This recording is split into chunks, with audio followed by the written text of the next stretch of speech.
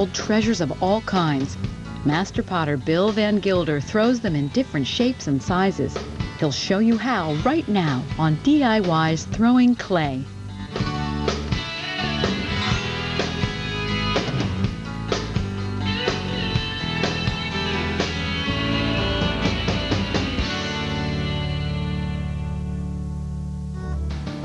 Bill Van Gilder's been creating functional clayware for more than 30 years. I'm going to show you how to make these great boxes. The beauty of them is this tight-fitting lid. And that happens because I make the form in one piece, lid and jar. You can make them in any size or shape you like. This is a low-wide form. I put a knob on top. I'll show you how I do that too. And the first step is to get some clay ready. To make 2 lidded boxes, you'll need 4.5 pounds of clay, a rubber rib, a trimming tool, a cheese cutter, a needle tool, a cutoff wire, texturing tools, decorating brushes, wax-resist emulsion, and glazes. To make the box, we're going to close off the lid. But how do you do that? Let me show you something. We're going to do a practice cylinder with about 2.5 pounds of clay. So this cylinder doesn't have to be anything special. I do make it a little thicker than normal. Bill makes the wall about 1/2 inch thick so the cylinder won't collapse while he practices closing off the form. Okay, there are 3 important parts about learning this technique. One is lots of water. Second thing, increase the wheel speed to almost centering speed. The faster this clay works through your fingertips, the more success you'll find with this technique. And the third thing is touching the clay at 6 points with your 2 hands. 1, 2, 3, 4, 5, and 6. Our first fingers are in front, middle fingers are at the side, thumbs are at the back.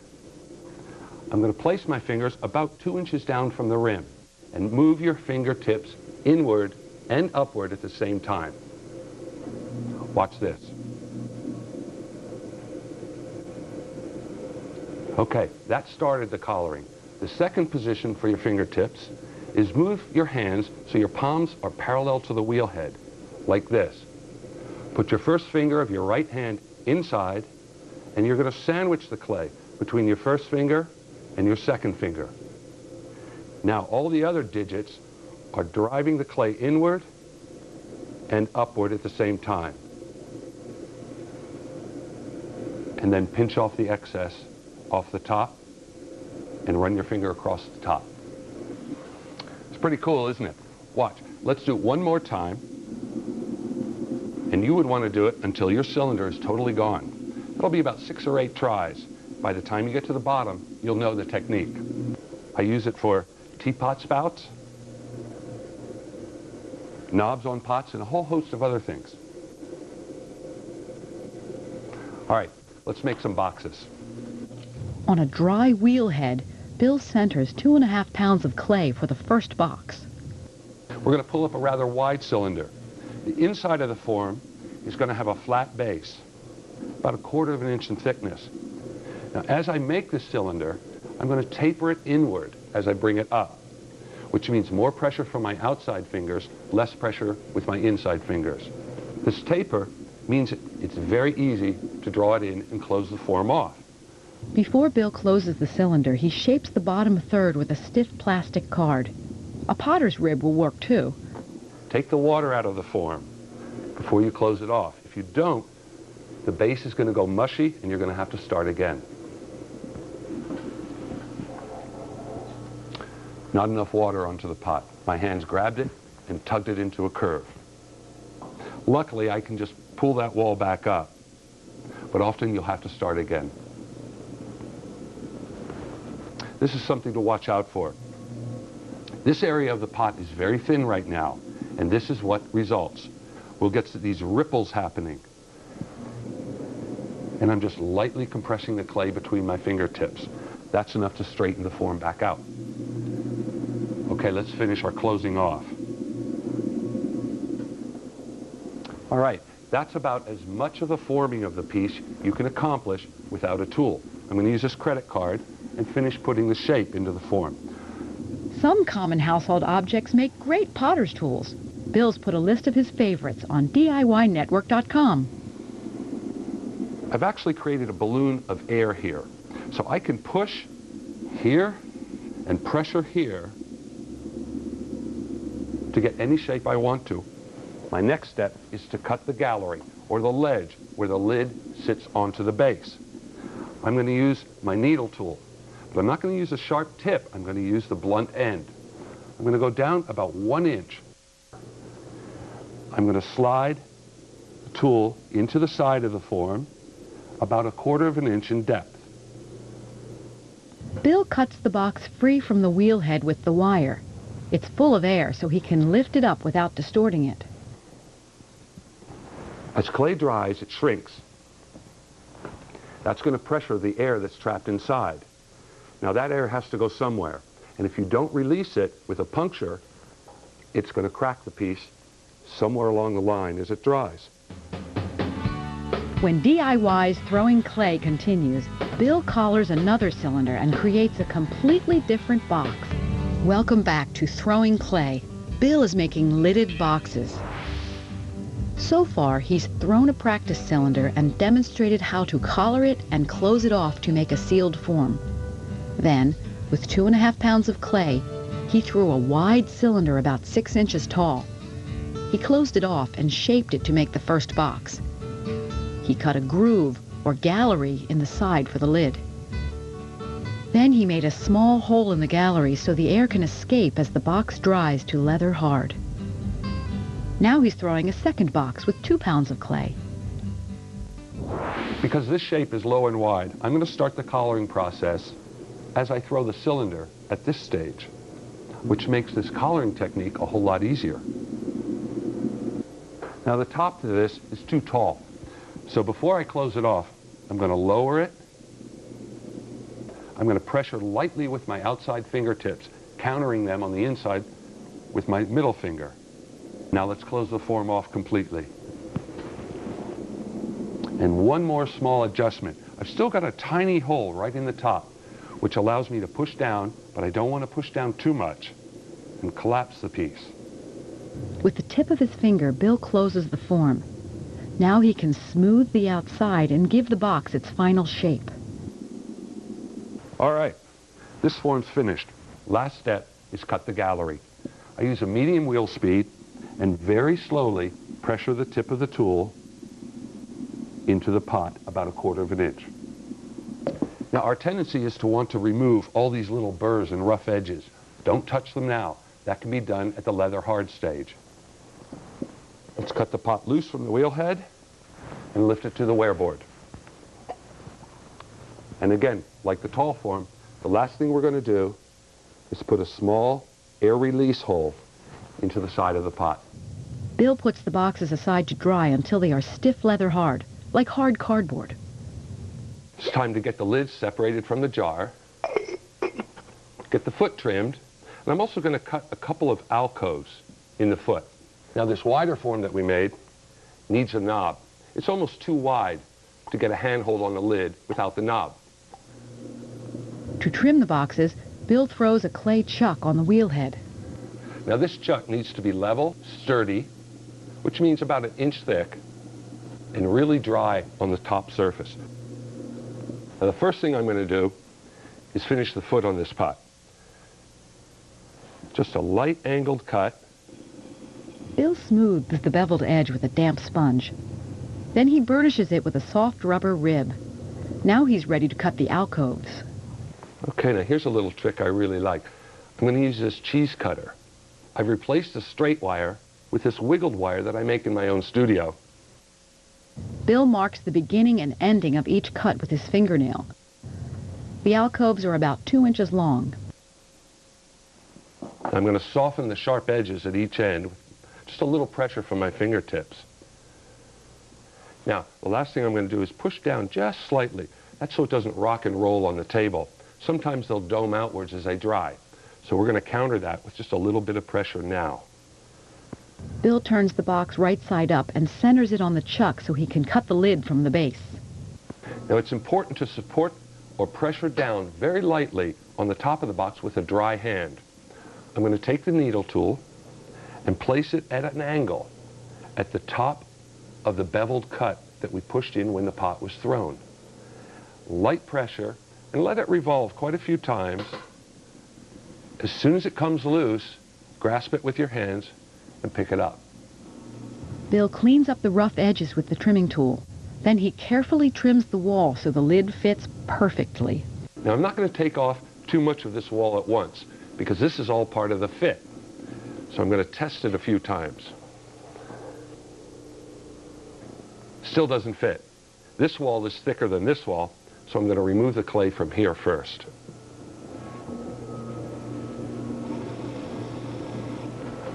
Let's try it again. Pretty good fit. Coming up on DIY's Throwing Clay, Bill shares a trade secret to keep the lid from cracking as it dries. Welcome back to Throwing Clay. Bill Van Gilder is making 2 lidded boxes. First, he threw a practice cylinder to demonstrate collaring and closing off the form. He threw the first box with 2.5 pounds of clay. Then he made an indent for the gallery. Using the same techniques, he made a second box, a wide, low form. When the boxes were stiff leather hard, he inverted the first box on a clay chuck. On the base, he trimmed a beveled edge and made 2 alcoves with a converted cheese cutter. Then he cut the lid free and trimmed the inside for a perfect fit. Now he's ready to trim the second box. But first, a trick of the trade. When we made the pot, we closed it off completely. We actually twisted the clay at the top, right here. We put a lot of what we call torque on it. This will dry and possibly S-crack right at that point.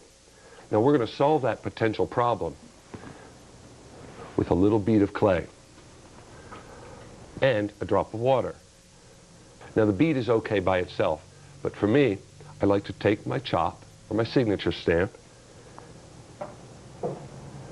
and press it into that bead. I like that much better. Anybody who removes the lid from the box is going to see who made it. Me. Bill smoothed the inside and outside rim of the box with his fingertips. I'm trying not to move the rim in or out, so we maintain a tight fit. Okay, let's trim the other box. Same process, upside down first. But this chuck is a little bit narrow, so I'm just going to widen it out just a little bit. Again, dry the rim. First, Bill cuts a beveled edge with the trimming tool and smooths it with a rib. With the cheese cutter, he cuts 2 alcoves in the base and softens the cuts with his fingers. Then he presses in gently on the bottom of the box so it will sit flat when it dries. Okay, let's flip it over and separate the lid from the base of the box. Again, I'm going to use my thin needle tool. I'm using a really slow wheel speed. Okay, I'm going to clean up these inside edges. Now I level this inside rim, so when I rest the lid on that rim, everything stays flat. And I'm going to test it for size before I cut any more. One more little cut here, and a little bit of smoothing. Another test. It still doesn't fit, but I don't want to thin this wall anymore or trim any more of the clay away. So here's another method of adjusting it and getting it to fit. I'm going to pressure this wall inward just a fraction with a slight damp sponge. That's a good fit. I now want to make a knob on the top of the box. But before I get to that, I need to put a bead inside and strengthen that point. Bill secures the bead to the lid with his signature stamp. Now he'll make the knob. I'm going to use a fat coil of clay. I make a rough cut first time around. I'm going to texture my coil with these corrugated mats.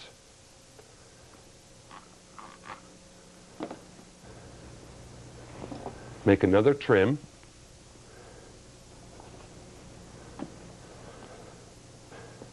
Wet the top of the box and attach the coil. Now, how are we going to finish it? I'm going to use a fat piece of wooden dowel, and I press and work the clay down onto the top of the box. The curvature of the dowel creates a curvature on the knob. That's a handhold. Let's let the boxes dry until they're bone dry, and then they're ready for their first firing.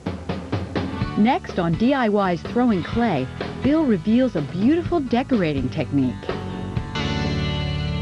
Welcome back to Throwing Clay. Bill is making lidded boxes. So far, he's thrown 2 boxes, a taller box and a wider box. He cut a gallery in each box and set them aside until they were leather hard. Then he trimmed a beveled edge and cut alcoves in the base of each box. He separated the lids from the bases and trimmed them for a perfect fit. He added a bead of clay on the inside of the lids to prevent cracking.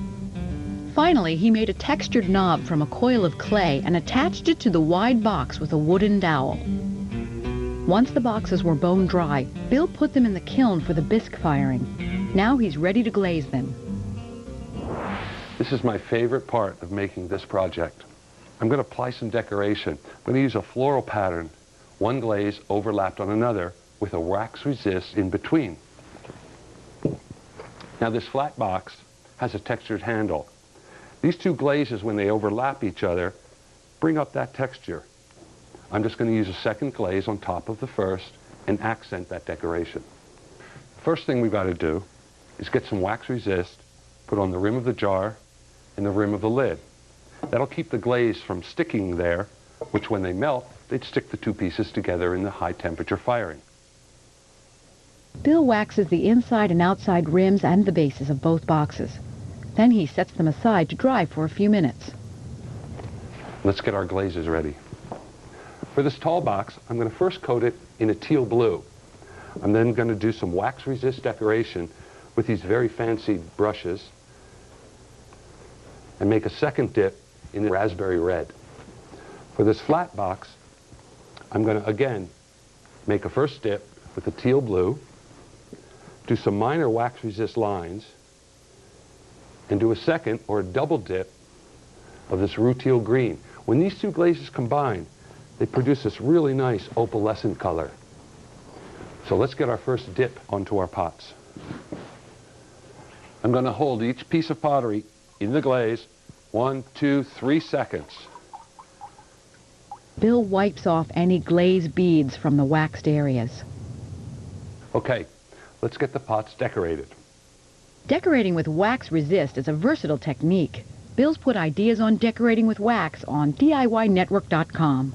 Now this is a handmade brush. It has a really fine point, which makes a really fine line on the pots.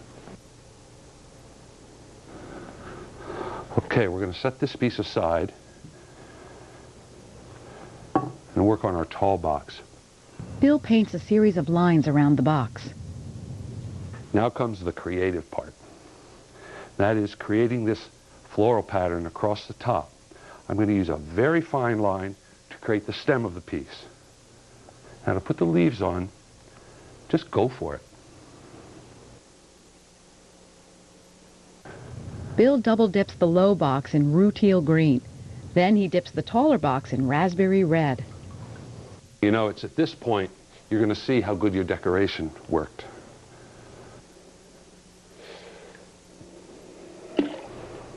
That's pretty good. I like the liveliness of it.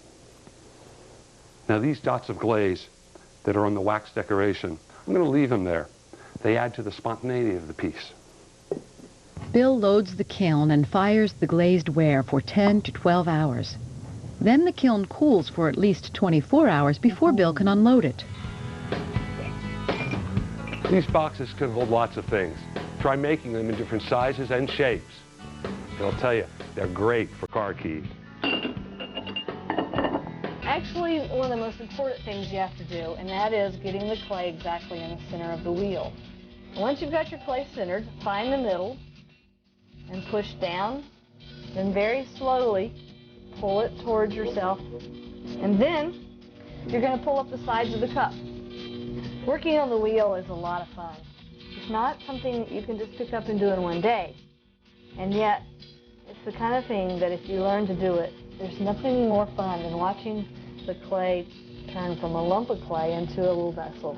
And then to be able to use it and drink out of it is a lot of fun. And now it's ready for my underglaze. I once again have to get it back in the center of the wheel, and this time with a handle on it, okay? So now I have to be careful that I tap it and then move out of the way when the handle comes around. That looks pretty good. I'm going to take an underglaze and paint on this black color. All right, now this underglaze has dried a bit, and so now I'm going to take this little tool and I'm going to actually carve through the underglaze. And the white line that you see is actually the clay showing through. I call this my rain pattern. But people tell me all the time that, ooh, I would love to make pots. You know, I wish I could make pots. It's not a scary thing. It's a really wonderful thing. And if you have any interest in it, I would say, don't wait. Go take a class. It's a cup fit for any brew. I'm Martha Cook, and I did it myself.